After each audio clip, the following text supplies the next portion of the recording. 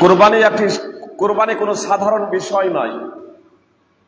কোরবানি কোনো সাধারণ বিষয় নয়, বরং এটি একটি গুরুত্বপূর্ণ ইবাদত।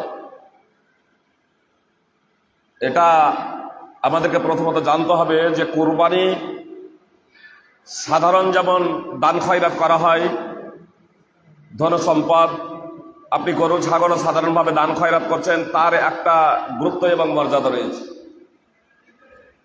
আর কোরবানি তার একটা গুরুত্ব এবং মর্যাদা রয়েছে। আজকাল ফেসবুকে নজর বুলালেই আমরা দেখতে পাই অনেকেই মন্তব্য করে থাকেন যে কোরবানির ফজিলত সম্পর্কে কোনো দলিল নেই। কোরবানির ফজিলত সম্পর্কে কোনো দলিল নেই, এ কথা আজকাল অনেকেই বলে থাকেন।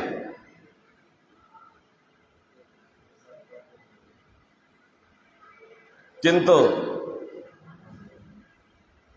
এ কথাটা সঠিক নয়। দান খয়রাত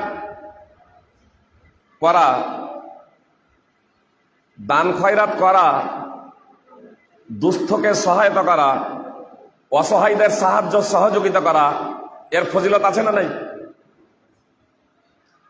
কিন্তু কুরবানি করা তার থেকেও উত্তম। তো কুরবানি করা যখন তার থেকেও উত্তম হলো, তাহলে কোরবানির ফজিলত নাই? সাধারণভাবে আপনাদের বলি, আপনি মনে করুন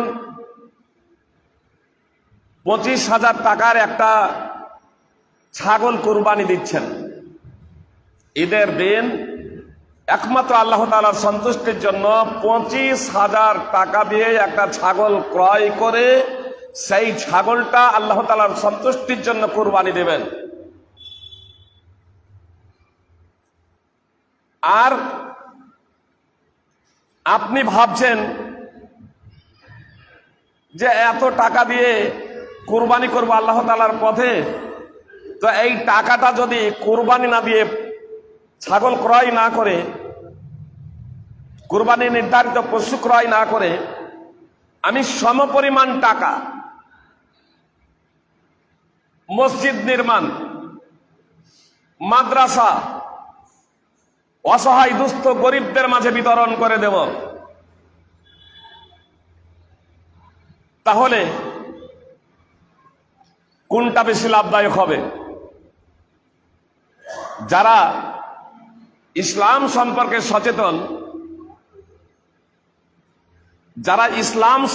সচেতন, কথা খুব মনোযোগ দিয়ে শুনবেন, যারা কোরআন এবং সুন্নাহর গভীর জ্ঞানে জ্ঞানান্বিত, যারা কোরআন এবং সুন্নাহর মহাপণ্ডিত, সকলের ঐক্যমতেই অর্থ দান করার থেকে কুরবানির দিনে কুরবানি করাটা হচ্ছে উত্তম। তাহলে কুরবানির ফজিলত নেই মানে? আসলে আমরা কুরবানি থেকে সাধারণ বিষয় ভেবে নিয়েছি। কুরবানি এটি এক সাধারণ বিষয় নয়, বরং এটি একটি স্বতন্ত্র ইবাদত। শাইখুল ইসলাম ইবনে তাইমিয়া রাহিমাহুল্লাহ মাজমুউল ফতওয়াতে লিখছেন যে কুরবানি ইবাদতে বদনিয়া বা মালিয়া, অর্থাৎ কুরবানি একটি শারীরিক এবং আর্থিক ইবাদত। কুরবানি একটি শারীরিক এবং আর্থিক ইবাদত। কুরবানিতে শরীরেরও ইবাদত রয়েছে আর সম্পদেরও ইবাদত রয়েছে, এবং এটি একটি স্বতন্ত্র ইবাদত। ইবনে উসাইমিন রাহিমাহুল্লাহ তিনি বলছেন যে কুরবানির উদ্দেশ্য পার্থিব লাভ নয়। কুরবানির উদ্দেশ্য পার্থিব লাভ নয়, অর্থাৎ খাদ্য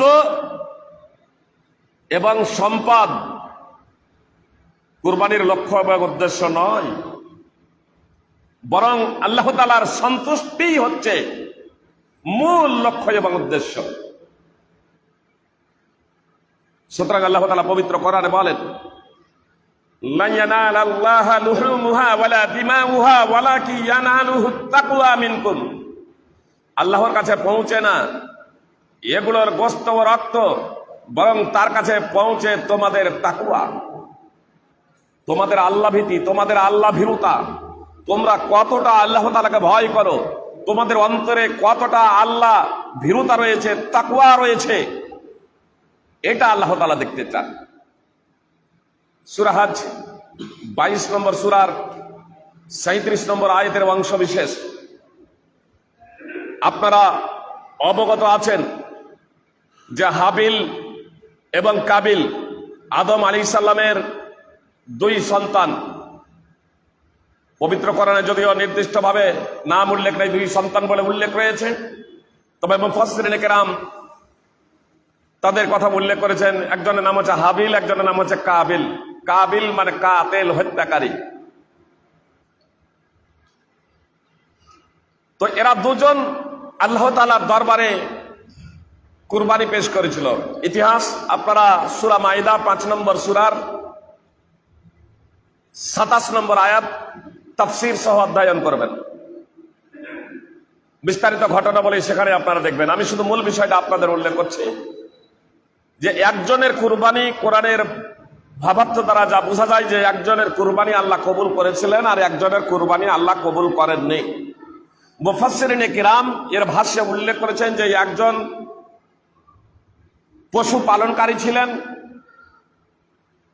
হাবিল, আর কাবিল কৃষক ছিলেন, কৃষি কাজ করতেন, চাষবাস করতেন। তো হাবিল তার পশুর মধ্য হইতে উৎকৃষ্ট উন্নত মানের ভালো পশু আল্লাহ তাআলার দরবারে কুরবানি করেছিলেন।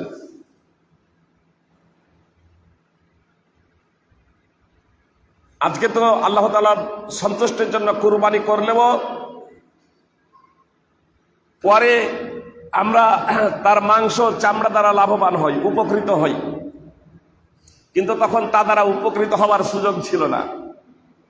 আসমান থেকে আগুন আসতো, এটাও কোরআন দ্বারা প্রমাণিত। আসমান থেকে আগুন আসতো, যার কুরবানি আল্লাহ তাআলা কবুল করতেন তা আগুনে ভস্মীভূত করে দিত,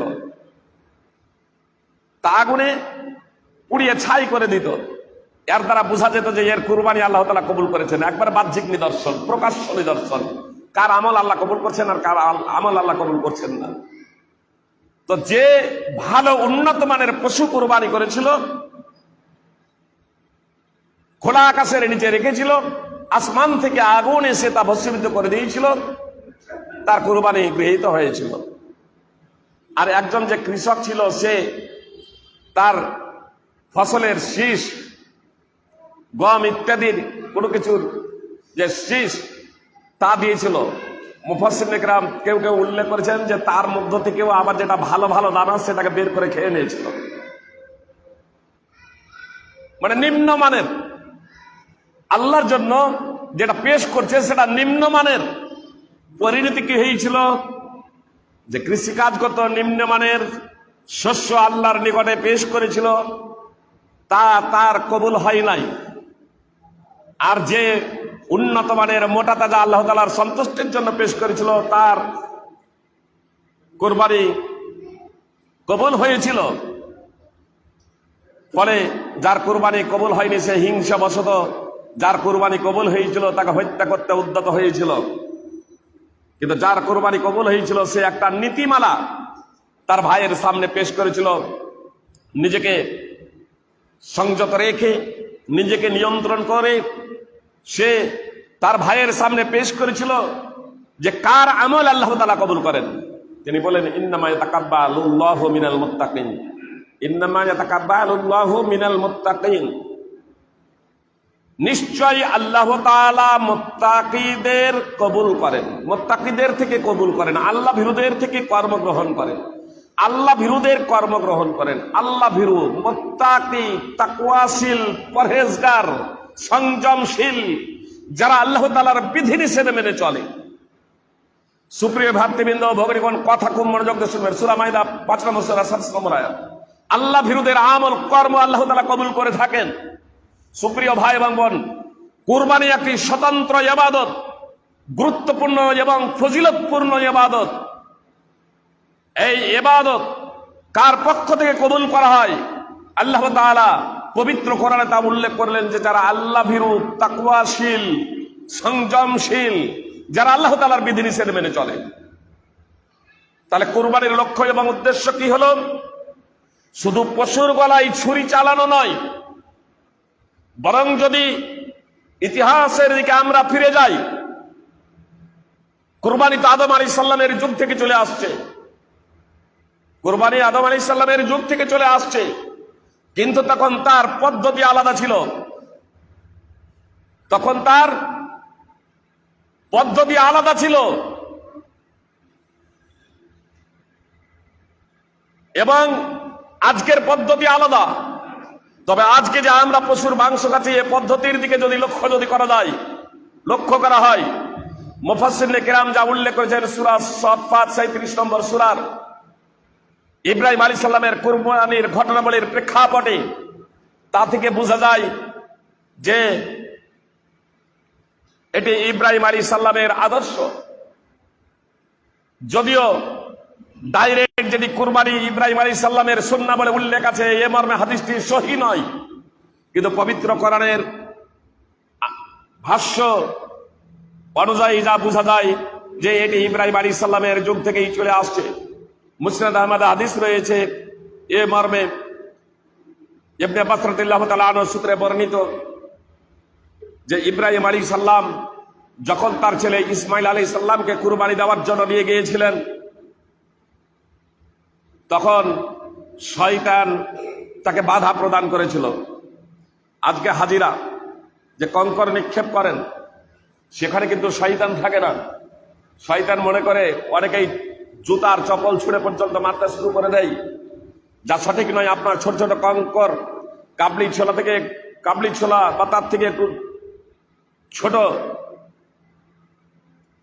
সাইজের কাঁকর দ্বারা আপনার ওই প্রতিবিম্ব রয়েছে, যে জায়গাতে শয়তান ইব্রাহিম আলাইহিস সালামকে বাধা প্রদান করার প্রচেষ্টা করেছিল, তখন ইব্রাহিম আলাইহিস সালাম পাথর দ্বারা ডাইরেক্ট শয়তানকে প্রহার করেছিলেন।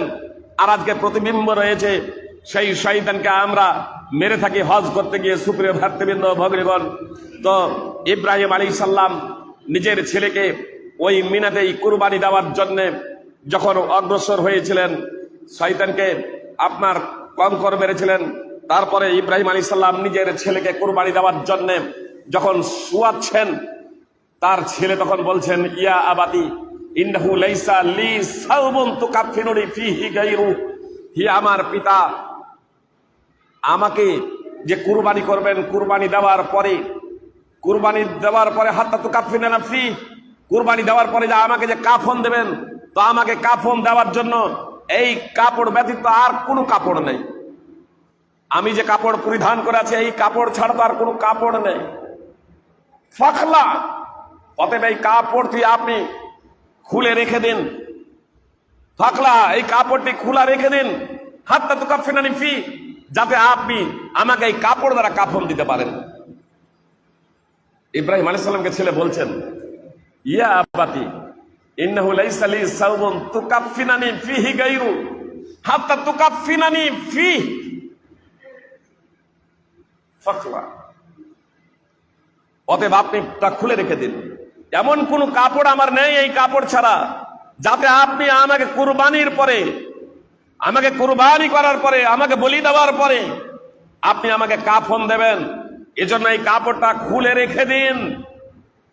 ছেলেও জানে না, পিতাও জানে না, পিতাও জানে না। আল্লাহ তাআলার নির্দেশ বাস্তবায়নের জন্য ছেলেও প্রস্তুত, পিতাও প্রস্তুত। পশুর গলায় কুরবানি করছি। সুপ্রিয় ভ্রাতৃবৃন্দ, ভগ্নীগণ, বাজার থেকে পশু কিনে নিয়ে এলাম, আর বাজার থেকে পশু কিনে নিয়ে আসার পরে তার গলায় ছুরি চালিয়ে দিচ্ছি। অতটা আমাদের মায়া মমতা সাধারণত হয় না। কিনে নিয়ে আসার পরে সেই পশুটাই যদি 1 সপ্তাহ 2 সপ্তাহ, যারা 6 মাস 1 বছর ধরে লালন পালন করছেন, তাদের সামনে সেই পশুকে জবাই করা কতটা কষ্টদায়ক। অনেকেরই চোখের জল ঝরে পশু জবাই করতে গিয়ে, তাই না? তো একটা পশু যে পশুকে আল্লাহ তাআলা মূলত আহারের জন্য সৃষ্টি করেছেন, তারপরেও সেই পশুটাকে কুরবানি করতে গিয়ে কুরবানির দিনে ছুরি চালানোর আগে আপনার চোখের জল গড়িয়ে পড়ছে, তো আপনার কলিজার টুকরা, আর একমাত্র কলিজার টুকরা বৃদ্ধ বয়সে লাভ করেছেন ইব্রাহিম আলাইহিস সালাম, আর তাকেও যখন আল্লাহ তাআলা কুরবানি করার নির্দেশ দিলেন, আল্লাহ তাআলার সন্তুষ্টির জন্য ইব্রাহিম আলাইহিস সালাম প্রস্তুত। পোশাক খোলার জন্য ইব্রাহিম আলাইহিস সালাম প্রস্তুত, পর্যবেক্ষণ করছেন, পোশাক এখনো খোলেন নাই, খোলার জন্য তিনি প্রস্তুত। ফানুদিয়া মিন খালফি, পিছন থেকে আওয়াজ দেওয়া হলো, আন্না ইব্রাহিম কাদ সাদ্দাকতা রুয়া, যে ইব্রাহিম আপনি তো স্বপ্নকে সত্যে রূপান্তরিত করেছেন। এটা ছিল একটা সুস্পষ্ট পরীক্ষা। মুসলিম রহমান হাদিস নম্বর 2707। এটা ছিল একটা সুস্পষ্ট পরীক্ষা। ইব্রাহিম আলাইহিস সালাম পিছন দিক থেকে আওয়াজটা দেওয়া হয়েছিল, পিছন দিকে যদি ঘুরে তাকাচ্ছেন, একটা শিংওয়ালা সাদা দুম্বা দাঁড়িয়ে আছে। ইসমাইল আলাইহিস সালামের বিনিময়ে সেই দুম্বাকে আপনার জবাই করা হচ্ছে কুরবানি। আগে ছিল কুরবানি কি আসমান থেকে আগুন আসত, কিন্তু এবার কুরবানি জবাই করা হলো, একটা দুম্বা জবাই করা হলো। আর এই দুম্বাইয়ের বিনিময়ে ইসমাইল আলাইহিস সালামকে আল্লাহ তাআলা মুক্ত করলেন, জীবন দান করলেন। সুপ্রিয় ভ্রাতৃবৃন্দ, ভগ্নীগণ, আজকে আমরা পশু কুরবানি করছি। এই পশু কুরবানির মাধ্যম দিয়ে আল্লাহ তাআলার সন্তুষ্টি, যে এই পশু কুরবানির মাধ্যম দিয়ে আল্লাহ তাআলার সন্তুষ্টি। আল্লাহ তাআলা বলেন, ওয়া মান ইউআযযিম শাআইরিল্লাহ ফাইন্নাহা মিন তাকওয়াল কুলুব, যে আল্লাহর নিদর্শন সমূহকে সম্মান করে নিঃসন্দেহে তা অন্তরের তাকওয়া থেকেই। শাইর, এটি শাইরার বহুবচন, এর অর্থ আলামত, চিহ্ন। আর শরীয়তে আল্লাহর শরিয়া বা চিহ্ন বলতে বোঝায় এমন প্রতিটি বিষয় যাতে আল্লাহর কোন নির্দেশের চিহ্ন রয়েছে। যেমন আযান, মানে এমন প্রতীক বা এমন চিহ্ন মুসলিমদের জন্য যার মাধ্যম দিয়ে বিজাতি থেকে মুসলিমরা পৃথক হয়ে যাবে, খুব সহজে চিনে যাবে। যেমন আযান, এটা শাইরে ইসলাম। নামাজ, এটা ইবাদত, সাথে সাথে আপনার এগুলো এক একটা ইসলামের নিদর্শন। নামাজ একটা ইসলামের নিদর্শন, আযান একটা ইসলামের নিদর্শন, আপনার হজ একটা ইসলামের নিদর্শন, অনুরূপভাবে যাকাত একটা ইসলামের নিদর্শন, কুরবানি একটা ইসলামের নিদর্শন। তো আল্লাহ তাআলা বলছেন যে আল্লাহ তাআলার নিদর্শন সমূহের সম্মান করে, তো নিঃসন্দেহে তা অন্তরের তাকওয়া থেকেই। এর তাৎপর্য হল আল্লাহ তাআলার নিদর্শন। কুরবানি একটা আল্লাহ তাআলার নিদর্শন, কুরবানির সম্মান প্রদর্শন। হাদি আল্লাহ তাআলার নিদর্শন। হাদি, হজ্জে কিরান বা হজ্জে তামাত্তু যারা করেন, যারা হজ যারা করেন, তারা যে পশু কুরবানি দেয়, বলি দেয়, সেই পশুটাকে হাদি বলা হয়। তো হাদি কিংবা কুরবানি এগুলো হচ্ছে এক একটা আল্লাহ তাআলার নিদর্শন। এগুলোর সম্মান প্রদর্শন বলতে বুঝায় এগুলো যাতে স্বাস্থ্যবান হয়, ভালো হয়, মোটা হয়, সুন্দর হয়, রোগ মুক্ত হয়, কানা, ন্যাংড়া, একেবারে দুর্বল, হাড় যার বেরিয়ে গিয়েছে, শরীরে যার মজ্জা নেই, এমন যাতে না হয়। এটাও হচ্ছে একটা তাকওয়ারই অন্তর্ভুক্ত। আল্লাহ তাআলা বলছেন, ফাইন্নাহা মিন তাকওয়াল কুলুব, যে কোনো পশু তো কুরবানি দেওয়া যেতে পারে। আপনি দেখলেন না যে আদম আলাইহিস সালামের এক সন্তান মোটা তাজা পশু কুরবানি করলেন, আর এক সন্তান শস্য। তবুও শস্যর ভালো ভালো দানাগুলো নয়, বরং ভালো দানাগুলো বের করে নিচ্ছেন কিছু মুফাসসিরিন কিরামের ভাষ্য অনুযায়ী নিম্নমানের। তো কুরবানি যখন করতেই হবে, একবারে ঘাটিয়ে আপনি কুরবানি করবেন এমনটি না, আপনি দুর্বল, ন্যাংড়া, কানা কুরবানি করবেন এমনটি না। এজন্য রাসূল সাল্লাল্লাহু আলাইহি সাল্লাম স্পষ্ট ভাবে বলেছেন কুরবানি প্রসঙ্গে যে 4 প্রকারের পশু কুরবানিতে বৈধ নয়। এক স্পষ্ট এক ন্যাংড়া, যার ন্যাংড়ামি স্পষ্ট, ন্যাংড়ার কারণে সে চলতে পারে না। অন্ধ, যার অন্ধত্ব স্পষ্ট। অসুস্থ, যার অসুস্থতা স্পষ্ট।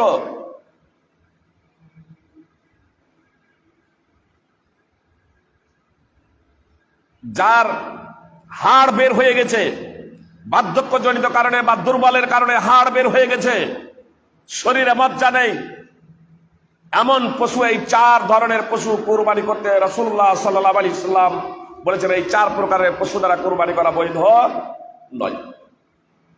সুনান আবি দাউদ সব বিভিন্ন হাদিস গ্রন্থে হাদিস রয়েছে। অতএব এই ধরনের পশু দ্বারা কুরবানি করা থেকে আমাদের বিরত থাকতে হবে।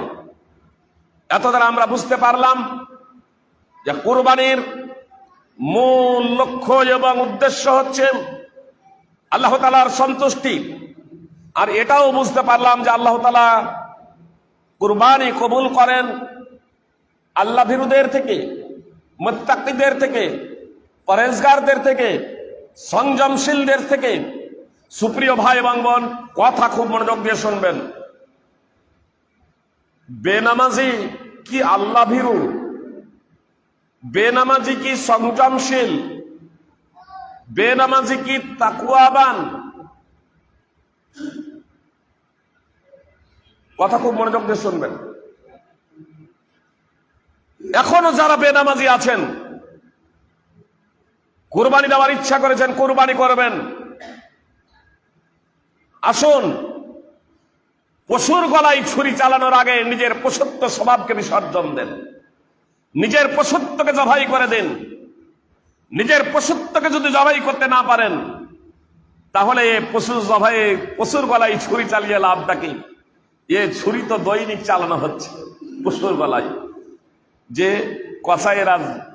কসাইরা তো দৈনিক গরু জবাই করছেন, প্রায় দৈনিক গরু ছাগল জবাই করছেন।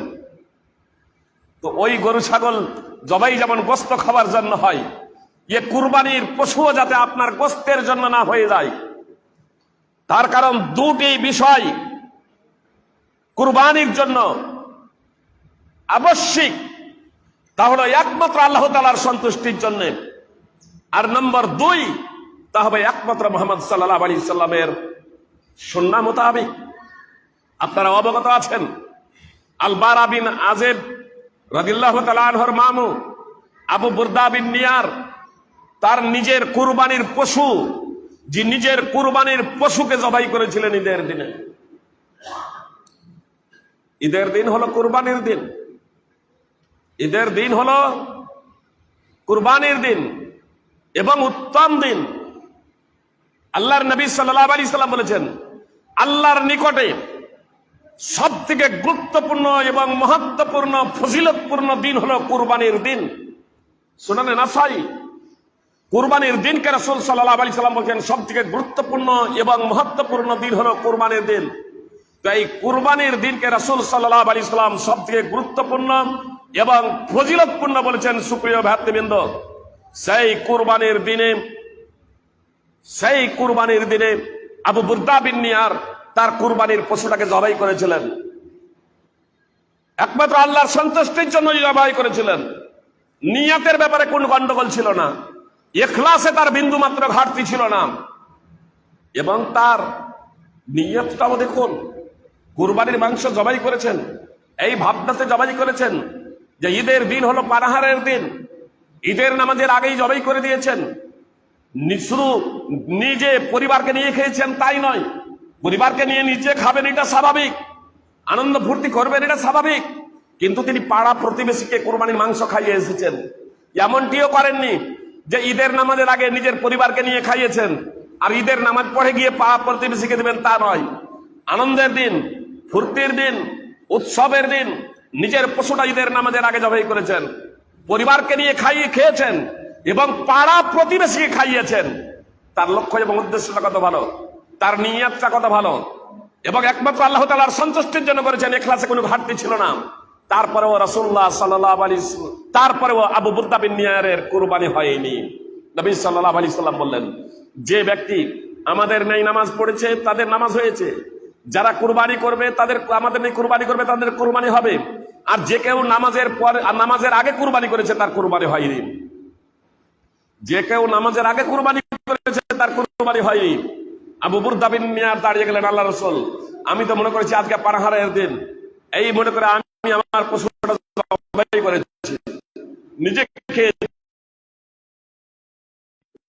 সহিহ বুখারী হাদিস নম্বর 900 55 এবং 89।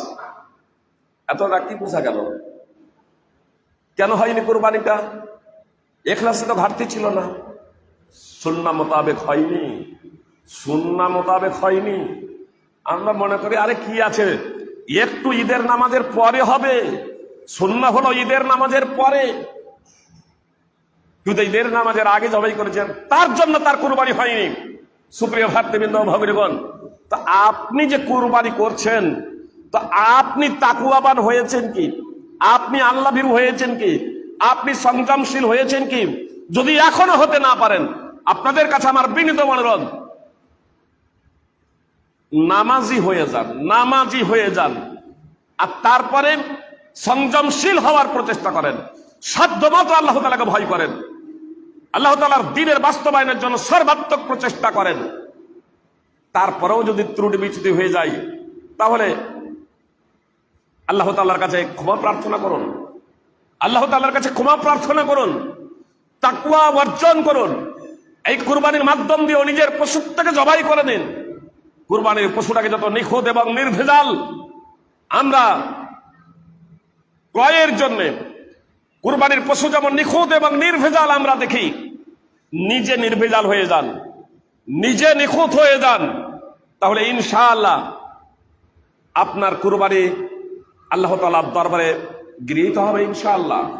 কুরবানির বিশেষ ফজিলত এবং মাহাত্ম্য রয়েছে, যদিও প্রচলিত ফজিলত, কুরবানি সম্পর্কে প্রচলিত ফজিলত গুলো সঠিক নয়। আমাদের সমাজে প্রচলিত আছে কুরবানির পশুকে মোটা তাজা করো, তার কারণ তা হবে পুলসিরাতের যানবাহন। ইহা হাদিস সহিহ নয়।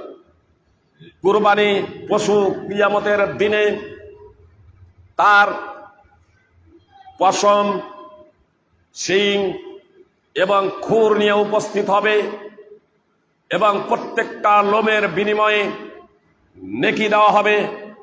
এসব হাদিস সহিহ নয়। তবে কুরবানি একটি স্বতন্ত্র ইবাদত, কুরবানির বিশেষ ফজিলত এবং বিশেষ মাহাত্ম্য রয়েছে। এমনকি আপনাদের সামনে উদাহরণ পেশ করেছি, কেউ যদি 25,000 টাকার কুরবানি মনে করে যে আমি তো 25,000 টাকার একটা পশু ক্রয় করে কুরবানিটা দিতাম, তো কুরবানির দিনেই আমি ওই পশুটা কুরবানি না করে জনগণের মাঝে ওই 25,000 টাকা বিতরণ করে দেব, সকলের ঐক্যমতেই আপনার কুরবানি হবে না। আর কুরবানি করলে যে নেকি পাওয়া যেত, সেই নেকি ওই টাকা দান করে আপনি পাবেন না। এর দ্বারা বোঝা যাচ্ছে যে কুরবানির বিশেষ ফজিলত এবং মাহাত্ম্য এবং গুরুত্ব রয়েছে। এজন্য আমাদের এই লক্ষ্য এবং উদ্দেশ্যের দিকে বিশেষভাবে মনোনিবেশ করা একান্ত কর্তব্য। আল্লাহ তাআলা বলেন, ওয়ালিকুল্লি উম্মাতিন জাআলনা মানসাকান লিয়াযকুরু ইসমাল্লাহি আলা মা রাযাকাহুম মিন বাহিমাতিল আনআম ফাইলাহুকুম ইলাহু ওয়াহিদ ফালাহু আসলিমু ওয়া বাশশিরিল মুখবিতিন। আল্লাহ তাআলা বলেন, প্রত্যেক জাতির জন্য আমি কুরবানির নিয়ম করে দিয়েছি, যাতে তারা আল্লাহর নাম স্মরণ করতে পারে। যে সমস্ত জন্তু তিনি রিজক হিসেবে তাদেরকে দিয়েছেন, তার উপর তোমাদের এলা তো একই এলা, অতএব তারই কাছে আত্মসমর্পণ করো আর অনুগতদেরকে সুসংবাদ দাও। আল্লাহ তাআলা প্রত্যেক জাতির জন্য কুরবানির বিধান নির্ধারণ করে দিয়েছিলেন, তার কারণ উল্লেখ করেছেন। আল্লাহ তাআলা যে সকল পশু তাদেরকে দিয়েছেন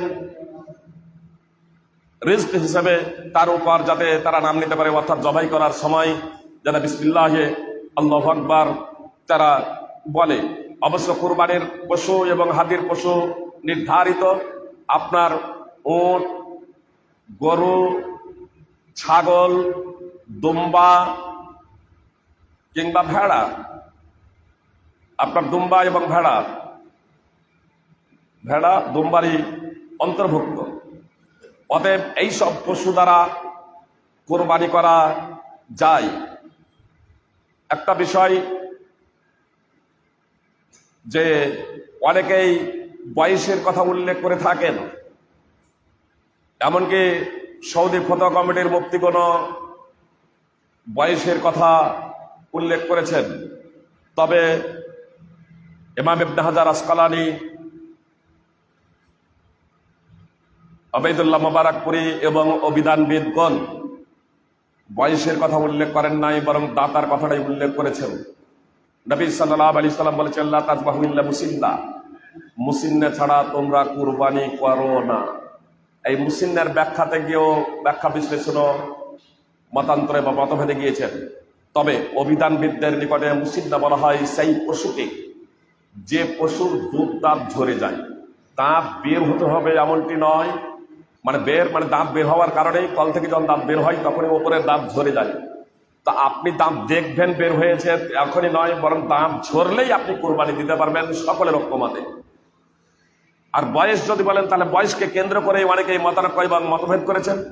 কুরবানি যেহেতু একটি গুরুত্বপূর্ণ ইবাদত, এজন্য এই গুরুত্বপূর্ণ ইবাদতে মতভেদ এবং বিতর্কের ঊর্ধ্বে উঠে এমন পশু কুরবানি করুন যাতে নিঃসন্দেহে আপনার পশুটা, আপনার কুরবানিটা আল্লাহ তাআলার দরবারে গৃহীত হয়।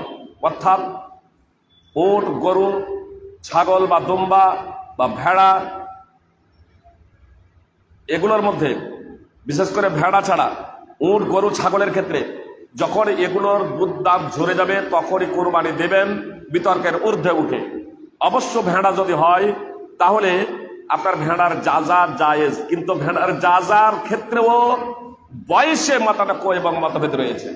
কেউ বলছেন ভেড়ার যাজা 6 মাসের হলেই সেটাকে ভেড়ার যাজা বলা হয়, কেউ বলছেন 7 মাস, কেউ বলছে 8 মাস, কেউ বলছে 10 মাস, কেউ বলছে আবার 1 বছর।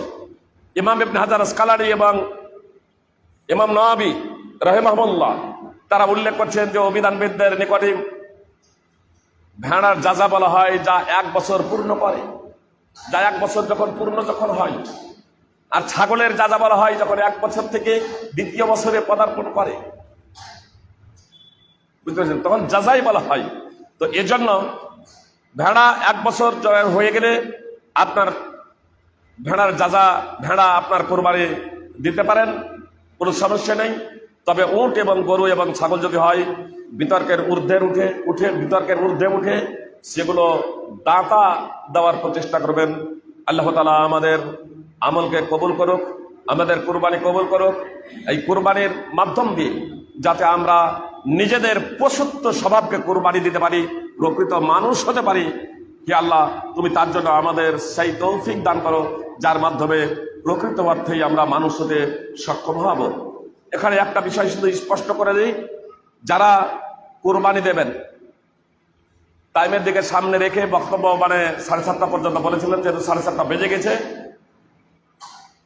এজন্য শুধু এতটুকু আপনাদের বলে দিই যে কুরবানি যারা দেবেন যুলহিজ্জা মাসের চাঁদ উদিত হওয়ার পর থেকে কুরবানি না করা পর্যন্ত তারা নিজেদের চুল, নখ এবং ত্বকের চামড়া কাটতে পারবে না, শরীরের ত্বক কাটতে পারবে না। শরীরের চামড়া বা নখ, মনে করুন শরীরের চামড়া কোনো জায়গায় কোনো কিছু গেছে আচড়ে, বা আপনার নখ, লোম, কোনো কিছু কাটতে পারবেন না। আর যদি বলেন যে দাড়ি মুন্ডানো, তো এটা তো সদা সর্বদাই হারাম, দাড়ি কাটা এটা তো সদা সর্বদাই হারাম, এজন্য তার প্রশ্নই নেই। আপনার যিনি কোরবানি দিতে ইচ্ছুক, যিনি কোরবানি দিবেন, বুঝতে পেরেছেন, যিনি কোরবানি দিবেন তার জন্য চুল, নখ এবং শরীরের ত্বক বা চামড়া কাটা নিষিদ্ধ, এটা হারাম, এজন্য এ থেকে বিরত থাকবেন। উদাহরণ, আমি কোরবানি দিচ্ছি, আমি যদি একটা ছাগল কোরবানি দিই তাহলে সেটা আমি নিয়ত করব আমার এবং আমার পুরো পরিবারের পক্ষ থেকে। আমার পরিবারে আমার স্ত্রী এবং সন্ততিও হতে পারে, আবার পরিবারে আমার পিতা মাতাও হতে পারে, তখন যখন আমার পিতা মাতা আমার অধীনে বলতে আমি তাদের লালন পালন এবং ভরণ পোষণ করি। পিতা মাতা বার্ধক্যে উপনীত হয়েছেন, এখন আর তারা ইনকাম কাজকর্ম তারা করেন না, এখন তারা আমাদের ছেলে মেয়েদের মতো, যে পিতা মাতার ভরণ পোষণের পূর্ণ দায়িত্বভার আমার উপরে এসে পৌঁছেছে। তা আমি যখন কুরবানি করব, তা আমি নেকিতে আমার স্ত্রী, আমার ছেলে মেয়ে এবং আমার পিতা মাতাকেও আমরা অন্তর্ভুক্ত করতে পারবো ইনশাআল্লাহ। তারাও ইনশাআল্লাহ সওয়াবের শরীক হবে। একটা ছাগল একটা পুরো পরিবারের পক্ষ থেকে যথেষ্ট। গরুতে 7 ভাগা, উঁকে 10 ভাগা, অর্থাৎ সর্বোচ্চ গরুতে 7 জন ব্যক্তি শরীক হতে পারে, আর উঁটে সর্বোচ্চ 10 জন ব্যক্তি শরীক হতে পারে। যদি কমে, অনেকেই প্রশ্ন করেন 2 জনে একটা গরু দিয়ে দেবো, কোনো সমস্যা নেই, 3 জনে দিয়ে দেবো, কোনো সমস্যা নেই। অনুরূপ ভাবে উঁটে 1 জন 2 জন এইভাবে দিয়ে দিতে পারেন, কোনো সমস্যা নেই। মানে সর্বোচ্চ উঁটে 10, গরুতে সর্বোচ্চ 7, কমে যদি হয় তাহলে কোনো সমস্যা নেই। এমনকি কেউ যদি একাই গরু দিব মনে করেন, একাই উট যদি দিব মনে করেন, তাহলে সেটা আরো ভালো, নিজের পক্ষ থেকে এবং পুরো পরিবারের পক্ষ থেকে। এখন থাকলো একটা গরু সর্বোচ্চ 7 ভাগে দেওয়া যায়, মানে 7 জন ব্যক্তি। তাই 7 জন ব্যক্তি শুধু ব্যক্তিই হবে, না ওই ব্যক্তি তার পুরো পরিবারের পক্ষ থেকে সেটা দিতে পারবেন, পুরো পরিবারের পক্ষ থেকে সেটা দিতে পারবেন। সৌদি ফতোয়া কমিটির মুফতিগণ শেখ আব্দুল্লাহ বিন কাউদ, শেখ আব্দুল্লাহ বিন গোদায়ান, শেখ ইবনে বাজ প্রমুখ মুফতিগণ দ্ব্যর্থহীনভাবে উল্লেখ করেছেন যে একটা ভাগা 7-এর 1 অংশ একজন ব্যক্তি তার নিজের পক্ষ থেকে এবং পরিবারের পক্ষ থেকে কুরবানি দিতে পারেন। অর্থাৎ নিজের পক্ষ থেকে এবং পরিবারের পক্ষ থেকে, মানে সবে তাদেরকে শরীক করবেন, নিয়ত করবেন যে নিজের পক্ষ থেকে এবং পরিবারের পক্ষ থেকে। তার কারণ একজন ব্যক্তি এবং তার পরিবার একটা বস্তুর নেই। যেমন একটা ছাগল একজন ব্যক্তি এবং তার পুরো পরিবারের পক্ষ থেকে যথেষ্ট। আর এটাই বেশি প্রাধান্যযোগ্য মনে হচ্ছে, আল্লাহু আলাম। তার কারণ ভাগে যে কুরবানিটা দেওয়ার সিস্টেম রাসূল সাল্লাল্লাহু আলাইহি সাল্লাম চালু করেছিলেন, তা সংখ্যা বৃদ্ধির জন্য, কমানোর জন্য নয়। একটা ছাগল যেখানে একজন ব্যক্তি এবং তা নেকিতে পুরো পরিবারকে অন্তর্ভুক্ত করবে, তাহলে একটা গরু যদি শুধু 7 জনের পক্ষ থেকে যদি হয়, 7 জন ব্যক্তি শরীক হতে পারে, তাহলে তার সংখ্যাটা কমে গেল না, আরো কমে যাচ্ছে। এজন্য শেখ ইবনে উসাইমিন রাহিমাহুল্লাহ মাজমুউল ফতোয়াতে তিনি লিখছেন যে যারা বলছে যে গরুর একটা অংশ শুধু একজন ব্যক্তির পক্ষ থেকে হবে, তার পরিবারকে অন্তর্ভুক্ত হবে না, এটা কোনো বিদ্বান থেকে প্রমাণিত নয়। এটা কোনো বিদ্বান, সালাফদের কোনো বিদ্বান থেকে এটা প্রমাণিত নয়, বরং একটা ভাগা ব্যক্তি এবং তার পরিবারকে অন্তর্ভুক্ত করবে ইনশাআল্লাহ। বলে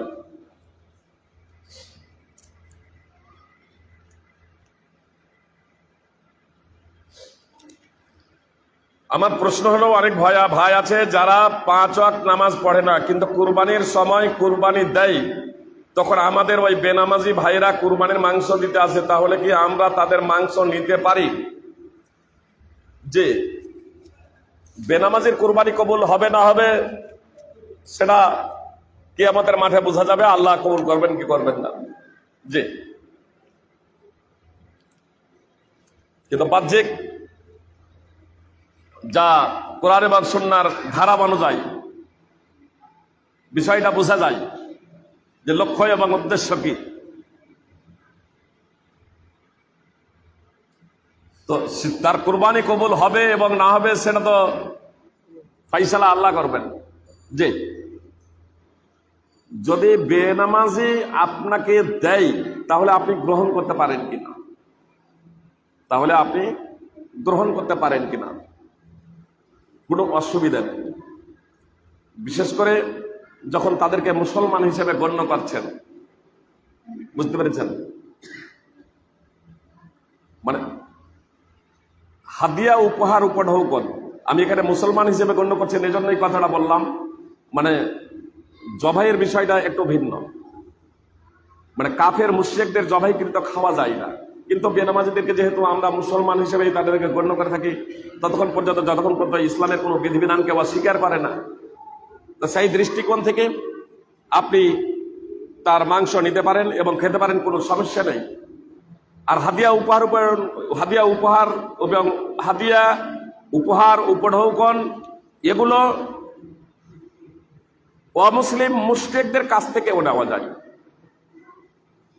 যায় বলতে, কোনো অমুসলিম, কোনো মুশরিক, কোনো হিন্দু, জৈন, বৌদ্ধ, খ্রিস্টান, সাঁওতাল, তারা আপনাকে কোনো কিছু হাদিয়া উপহার উপঢৌকন দিচ্ছে, অবশ্য তারা আপনাকে মাছ দিচ্ছেন, বুঝতে পেরেছেন, অথবা কোনো নামাজি ব্যক্তির দ্বারা জবাইকৃত মাংস, আপনি নিশ্চিত যে এটা নামাজি জবাই করেছে, তারপরে আপনাকে মাংস দিচ্ছেন, আপনি নিতে পারেন, কোনো সমস্যা নেই। মুহাম্মদ সাল্লাল্লাহু আলাইহি সাল্লাম মুশরিকদের হাদিয়া গ্রহণ করেছেন, এমনকি মুশরিকদের হাদিয়া দিয়েছেন। এই প্রেক্ষাপটে যেমন তাদের কাছ থেকে উপহার উপঢৌক নিতে পারেন, তারা দিলে আপনি নেবেন, অনুরূপভাবে আপনিও অন্যান্যদেরকে, অমুসলিমদেরকেও, হিন্দু, জৈন, খ্রিস্টান, সাঁওতাল, কলভিল, চামার, মুচি, মেথর, তাদেরকেও আপনি উপহার উপঢৌক হাদিয়া আপনি দিতে পারেন, কুরবানির মাংস দিতে পারেন। তবে যারা কুরবানির মাংস, বিশেষ করে গরু যারা খায় না, যেমন স্পষ্টভাবে বলি, যেমন হিন্দু আমাদের এলাকার, তারা গরুর মাংস খায় না, এজন্য তাদেরকে গরুর মাংস দেবেন না। যেহেতু তারা খায় না, তাদেরকে গরুর মাংস দেবেন না। যদি আপনার ছাগল থাকে দিব মনে করেন, তাহলে আপনি ছাগলের মাংস দেন, কোনো সমস্যা নেই ইনশাআল্লাহ।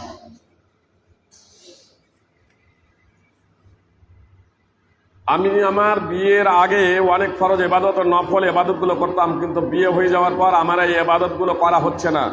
আমি যেরকম ছেলে চেয়েছিলাম সেই রকম ছেলে পাইনি, একটার পর একটা আমার ইবাদত গুলো কম হয়ে যাচ্ছে, আমার করণীয় কি?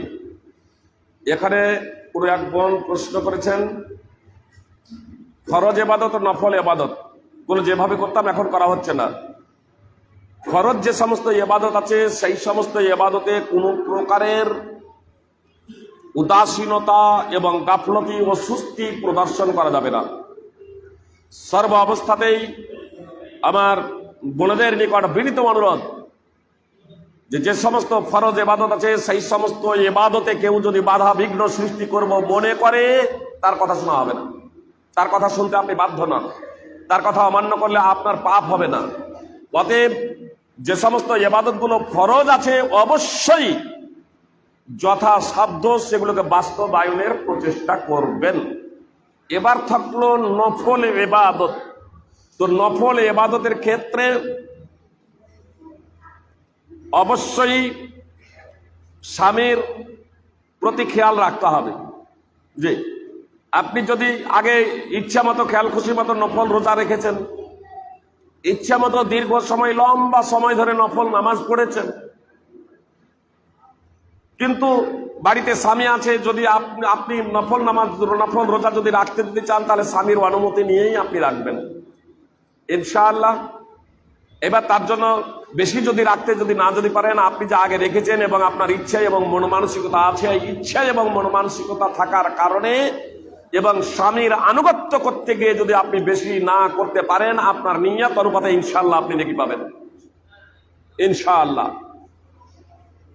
তবে সব ছেলেই সমান হবে, স্বামী সমান হবে এমনটি নয়। অনেক সময় সব স্ত্রী সমান হবে, সব মেয়ে ভালো হবে, মনমত হবে এমনটি নয়। আমরা প্রচেষ্টা করব ভালো হওয়ার। স্বামী যদি দুষ্ট হয়, স্ত্রী ভালো হয়, স্বামীকে বলবো স্ত্রী যেমন ভালো আপনিও ভালো হয়ে যান। স্বামী যদি ভালো হয়, স্ত্রী যদি দুষ্টামি করে, তাহলে স্ত্রীকে বলবো আপনিও ভালো হয়ে যান। এটা সার্বিকভাবে আমার কমন কথা। আমরা প্রত্যেকেই ভালো হয়ে যাই, তাহলে আমাদের পরিবারটাও ভালো হবে, সুখ শান্তিতে এই জগতে আমরা বসবাস করতে পারবো। ইন্তেকালের পর ইনশাআল্লাহ আমরা সুখ শান্তিতে জান্নাত যেতে পারবো, আল্লাহ তাআলার সন্তুষ্টি অর্জনে ধন্য হব। ঋণী ব্যক্তির জন্য কি কুরবানি করা জরুরি? প্রথমত কুরবানির মশলাটা জেনে রাখা একান্ত কর্তব্য। কুরবানি ওয়াজিব নাকি সুন্নাত মুস্তাহাব?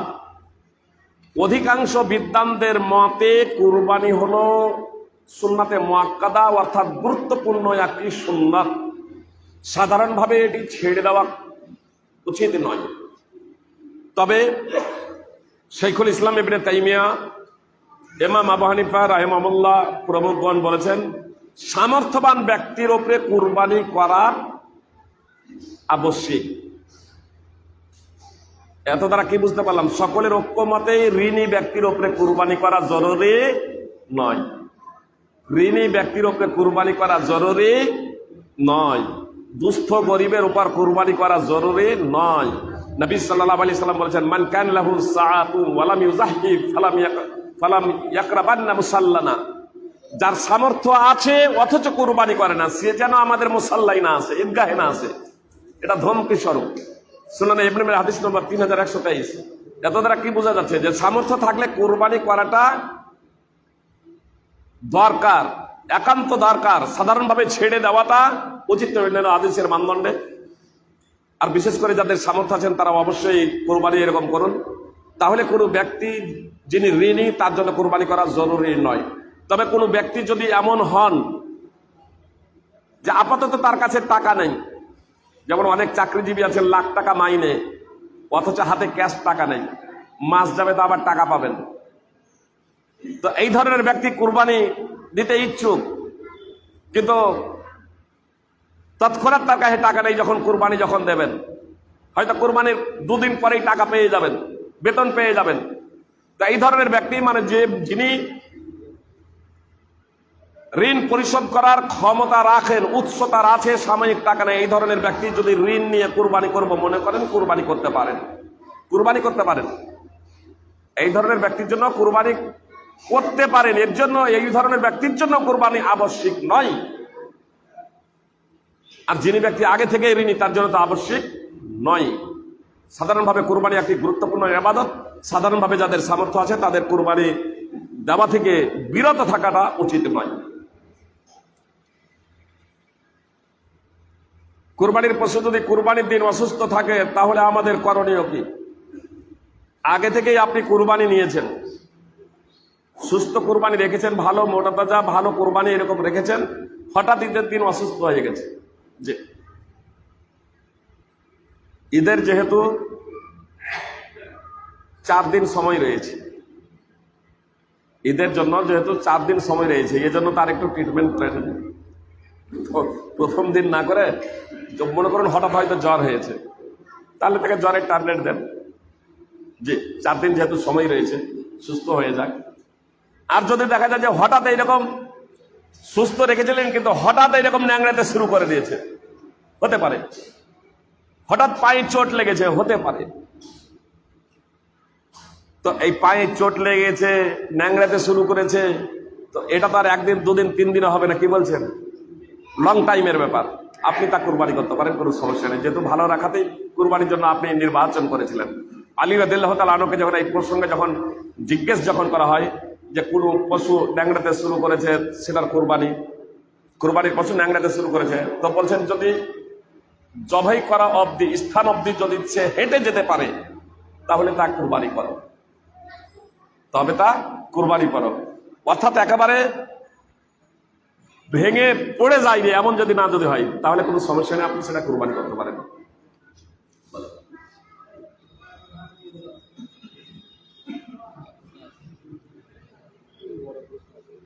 মা বাবার পাপের কারণে কি সন্তানদের উপরে কোনো মুসিবত আসে? সাধারণত কিয়ামত দিবসে একে অপরের পাপের বোঝা কেউ বহন করবেন। আল্লাহ তাআলা কমন একটা সম্মুখীন হতে পারে। শুধু পিতার অপরাধের কারণে শুধু ছেলে মেয়েই শুধু নয়, আমার অপরাধের কারণে আপনিও পরীক্ষার সম্মুখীন হতে পারেন, আপনার অপরাধের কারণে আমিও পরীক্ষার সম্মুখীন হতে পারি। দলিল, উহুদের যুদ্ধে 50 জন সাহাবীকে নির্ধারণ করেছিলেন এক পাহাড়ের চূড়ায় এই বার্তা দিয়ে, জয় পরাজয় উভয় অবস্থাতে পাহাড়ের চূড়াতেই থাকবে, যতক্ষণ না দ্বিতীয় বার্তা যাবে পাহাড়ের চূড়া থেকে নামবে না। প্রথমে ইসলামের জয় জয়কার, যুদ্ধের প্রথমে ইসলামের জয় জয়কার, ইসলামী পতাকা উঠছে, মুশরিকরা যুদ্ধের ময়দান ছেড়ে পালাচ্ছে, আপসে বলা বলি করছেন আর কিসের অপেক্ষা, যাই আমরাও গনিমতের মাল সংগ্রহ করি। আব্দুল্লাহ বিন জুবাইর রাদিয়াল্লাহু তাআলা আনহুর নবী সাল্লাল্লাহু আলাইহি ওয়াসাল্লামের অমীয় বাণী, আনাসিতুম মা ক্বালা লাকুম রাসূলুল্লাহ সাল্লাল্লাহু আলাইহি ওয়াসাল্লাম, তোমরা কি ভুলে গেছো রাসূল সাল্লাল্লাহু আলাইহি ওয়াসাল্লাম কি বলেছিলেন? এই কথা স্মরণ করিয়ে দাও। সত্য পাহাড়ের চূড়া থেকে নেমে গেলেন। পরিণতি কি হয়েছিল? 70 জন সাহাবী শহীদ হয়ে গেলেন। শুধু তারাই শহীদ হলেন এমনটি না, 70 জন সাহাবী শহীদ হয়ে গেলেন। শুধু তাই নয়, মুহাম্মদ সাল্লাল্লাহু আলাইহি ওয়াসাল্লামের বিন্দু মাত্র ত্রুটি ছিল না, দোষ ছিল না এতে, অথচ মুহাম্মদ সাল্লাল্লাহু আলাইহি ওয়াসাল্লাম আহত হয়েছিলেন, তার পবিত্র দাঁত ভেঙে গিয়েছিল। তাহলে ভুলটা করলেন অন্যজন।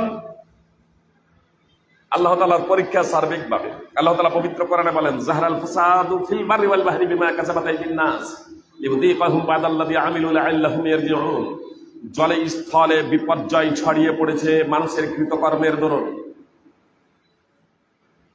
আল্লাহ তাআলা তাদের কতিপয় কৃতকর্মের স্বাদ তাদেরকে আস্বাদন করান যাতে তারা ফিরে আসে। সূরা রুম 30 নম্বর সূরার 41 নম্বর আয়াত।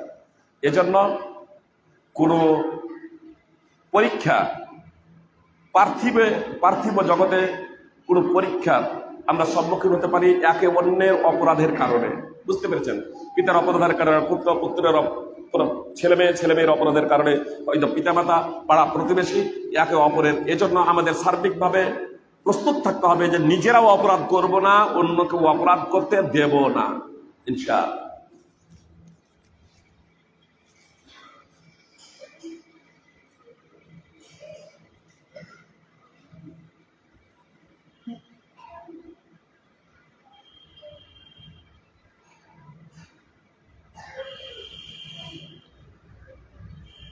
আসসালামু আলাইকুম ওয়া রাহমাতুল্লাহি ওয়া বারাকাতুহু।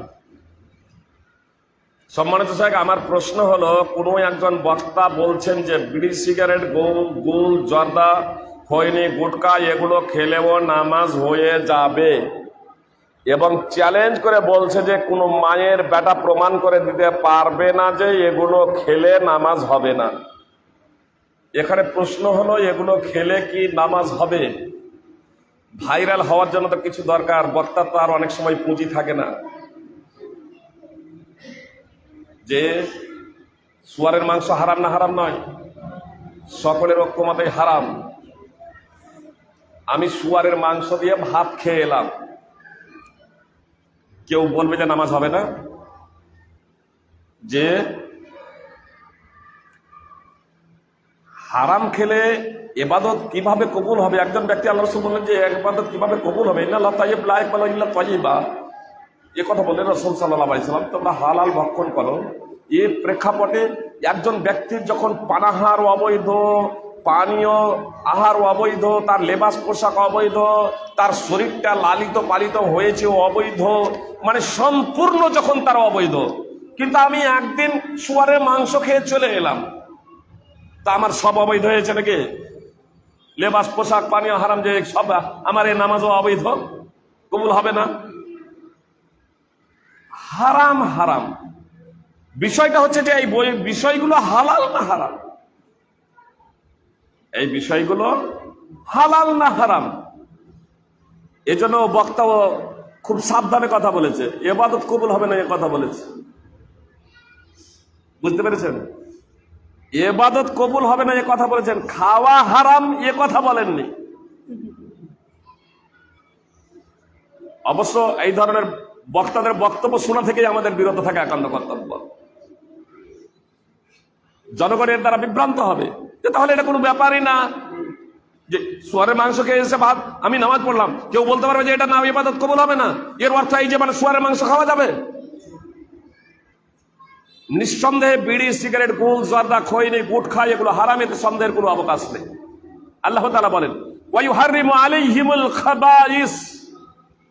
নবী সাল্লাল্লাহু আলাইহি সাল্লামের বৈশিষ্ট্য বর্ণনা করছেন সূরা আরাফ 7 নম্বর সূরার 157 নম্বর আয়াতের অংশ বিশেষ। আল্লাহ তাআলা মুহাম্মদ সাল্লাল্লাহু আলাইহি সাল্লামের গুণাবলী বর্ণনা করেছেন যে মুহাম্মদ সাল্লাল্লাহু আলাইহি সাল্লাম তাদের জন্য যা খাবাইস তা অবৈধ ঘোষণা করেন। খাবাইস কাকে বলে জানেন? খাবাইস এটা হলো খাবিসার বহুবচন। খাবিসা কাকে বলেন জানেন? যা ক্ষতিকর, যা ক্ষতিকর। বিড়ি, সিগারেট, জর্দা, খৈনি, গুল, গুটকা এগুলো ক্ষতিকর না লাভদায়ক? নবী সাল্লাল্লাহু আলাইহি ওয়াসাল্লাম বলেছেন, লা দারারা ওয়ালা দিরার, এমন কোন জিনিস ভোগ করা যাবে না যা দ্বারা নিজের ক্ষতি হবে, অন্যের ক্ষতি হবে। বিড়ি, সিগারেট এগুলোতে নিজের ক্ষতি হবে না, হবে না? অন্যের ক্ষতি হবে না, হবে না? শুয়ারের মাংস যে খাবে তার ক্ষতি হবে, কিন্তু বিড়ি, সিগারেট যে খাবে তারও ক্ষতি হবে, পার্শ্বে যারা থাকবে তাদেরও ক্ষতি হবে, তাই না?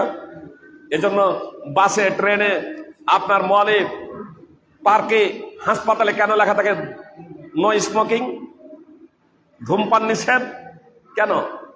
শুধু যে খাচ্ছে তার নিষেধ? তার ক্ষতি নয়, পার্শ্বে যে আছে তারও ক্ষতি। এর অর্থ এই নয়, এর অর্থ আমি এ কথা বলছি না যে শুয়ারের মাংস কতটা হারাম না, এ কথা বলছি না। নিঃসন্দেহে শুয়ারের মাংস আর শুয়ার হারাম, নিঃসন্দেহে শুয়ারের মাংস হারাম, এতে সন্দেহের অবকাশ নেই। ডাইরেক্ট পবিত্র করার নাস দ্বারা প্রমাণিত। অতএব নেশা জাতীয় দ্রব্য যা কিছু আছে সবই হারাম, তা থেকে আমাদের বিরত থাকা একান্ত কর্তব্য। আকিকা দিয়ে নাম রাখা হয়েছে মাসুম আলম, কিন্তু জুমার খুতবার মাধ্যমে বলেছে যে মাসুম নাম রাখা যাবে না। এটা কতদূর শরীয়ত সম্মত? জি, মাসুম দুটো অর্থ, একটা হচ্ছে মাসুম, মাসুম যদি হয় তাহলে নিষ্পাপ। নিষ্পাপ মোহাম্মদ সাল্লাল্লাহু আলাইহি সাল্লাম একমাত্র নিষ্পাপ, অন্য কেউ তো মাসুম নয়। কাজেই মাসুম নাম রাখাটা ঠিক। আর যদি হামজা দিয়ে হয় মাসুম তাহলে হলো গুনাহগার, গুনাহগার। আমরা মাসুম বলি না, ইন্ডিয়া বলি না, কিন্তু হামজা দিয়ে মাসুম, মাসুম সাধারণ মানুষ বলে। জি, নাম আকিকা দিয়ে নাম রাখা হলো কোনো সমস্যা নেই, আপনি নামটা চেঞ্জ করে নেবেন।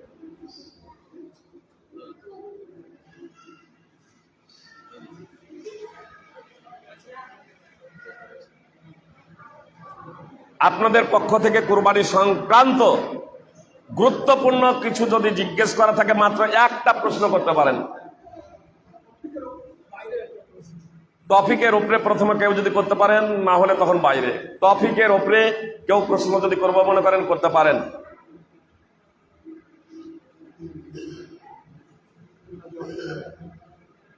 বলেন। আমার না শ্রোতাদের মধ্যে থেকে প্রশ্ন, এটা হলো যে আমি অভিভাবক, বাবা অথবা মা হতে পারি। আমার ছেলের বয়স 10 অথবা 12, 25 হতে পারে। আমি আমার ছেলে নামাজ পড়ছে না, আমি কি প্রথমে তাকে মারবো না নামাজের তাগিদে রাখবো?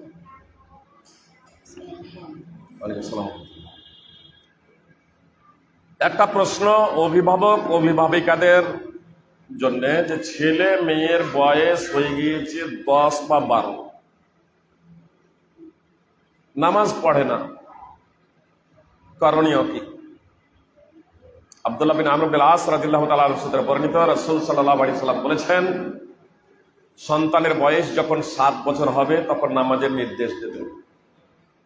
ছেলে এবং মেয়ের বয়স যখন 7 বছর হবে তখনই পিতামাতার উপরে দায়িত্ব এবং কর্তব্য এসে যায় যে ছেলে এবং মেয়েকে নামাজের নির্দেশনা দেবে। তাহলে এ থেকে বোঝা যায় যে নামাজের ট্রেনিং আগে থেকেই তাকে দিতে হবে, নামাজের বিধিবিধান মসলা মাসাইল তাকে আগে থেকেই শিক্ষা দিতে হবে। 7 বছর বয়স হলে নামাজ পড়ার জন্য তাকে বলতে হবে, ওয়াদরিবুহুম আলাইহা ওয়া হুম আবনাউ আশর। আর যখন 10 বছর বয়স হয়ে যাবে, কথা নয়, যখন 10 বছর বয়স হয়ে যাবে, 10 বছর বয়স হয়ে যাবার পরে কোনো ছেলে এবং মেয়ে যদি নামাজ না পড়ে তাহলে আল্লাহ রাসূল সাল্লাল্লাহু আলাইহি ওয়াসাল্লাম বলছেন যে মারো। আদবের মার মারবেন, এমন মার মারবেন না যে একবার পিঠে দাগ বসে যাবে, যে ঠ্যাঙাত ভেঙে দেবেন, এমনটি না। আদবের মার, শিক্ষা দেবেন। 10 বছর বয়স হয়ে গেলে আপনি আদবের মার, শিষ্টাচার শিক্ষা দেবেন। 10 বছর বয়স হলে। সুনান আবি দাউদ হাদিস নম্বর 495। জি, বক্তব্য এখানে সমাপ্ত করছি। আল্লাহ তাআলা আমাদের প্রত্যেককে কোরবানি যথা নিয়মে যথা সময়ে নির্ধারিত পশু দ্বারা কোরবানি করার তৌফিক দান করেন। আমিন। আকুলু কাউলি হাযা আস্তাগফিরুল্লাহ লি ওয়া লাকুম ওয়া লিসাইরিল মুসলিমিন ওয়াল মুসলিমাত। আসসালামু আলাইকুম ওয়া রাহমাতুল্লাহি ওয়া বারাকাতুহু।